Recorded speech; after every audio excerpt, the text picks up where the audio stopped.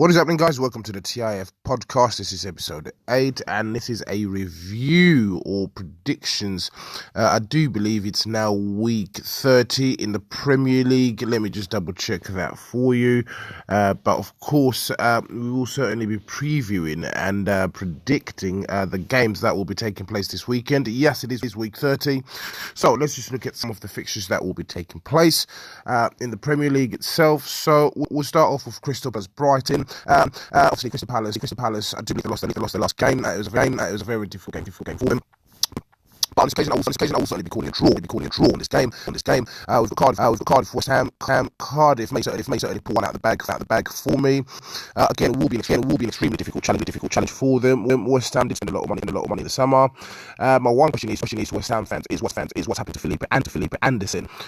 We've also got Huddersfield, Bournemouth. Can't see Huddersfield getting anything out of this. However, in the previous review that we did, or preview that we did, we had said that Huddersfield will be losing that game, and that wasn't the case.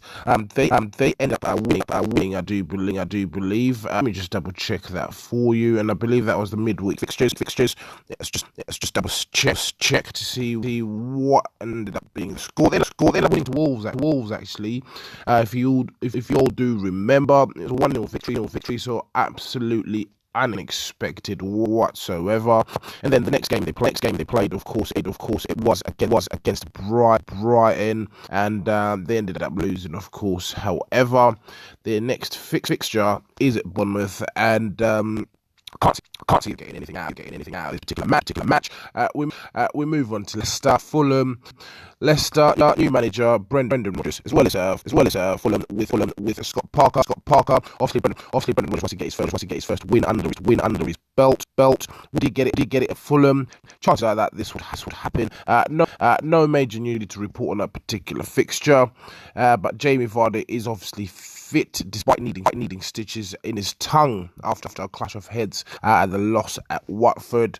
So he's obviously going to be a crucial figure moving forward for Brendan Rodgers. How long can Jamie Vardy play at this level for? We don't know. But however, this season he's done absolutely fantastic yet again. He's scored a number of goals. We'll move on to Newcastle, Everton. Marco Silva, of course, figure, wants to get some points on the board. They did literally slip down the table at one point, but they hadn't had a win about six.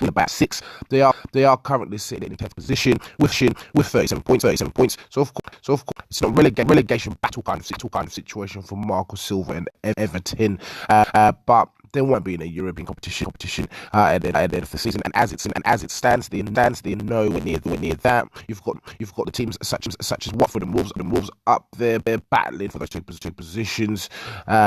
Basically, I can't see Everton find themselves in a European competition.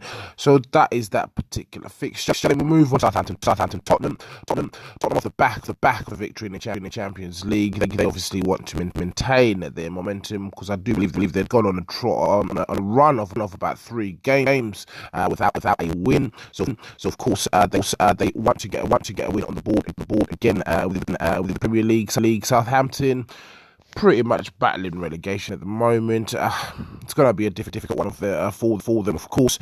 They are sitting 2 points clear.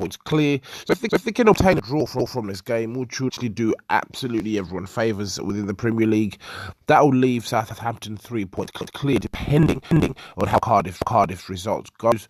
That would leave them clear of the relegation zone. If Tottenham do draw, that will put Man United literally a point behind them, and it would leave Arsenal 2 points behind Tottenham. So this is going to be an extremely difficult weekend. Of course, there's that huge fixture of Arsenal, Tottenham, Arsenal, Man United. My apologies, and that's going to be very decisive moving forward within the actual Champions League race itself.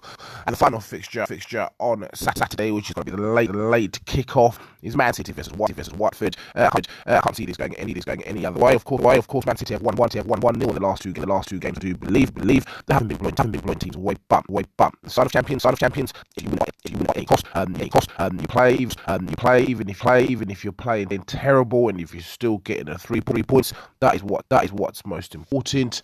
And then we move on to the Sunday fixtures, which will involve, of course, as mentioned, Arsenal United. Arsenal were embarrassed in France by Rennes on Thursday night. They ended up losing 3-1. Down to 10 men. Lucas Torreira is suspended in the domestic league, so of course he won't be featuring. So that'll be one key figure that will be missing. However, Man United have got injury problems of their own. Let's just double check to see who is currently injured for United. So as it stands, they are missing a number of first team players. No one really outstanding as far as I can see from this particular list. But we'll find out obviously on Sunday. Got Chelsea Wolves again, probably going to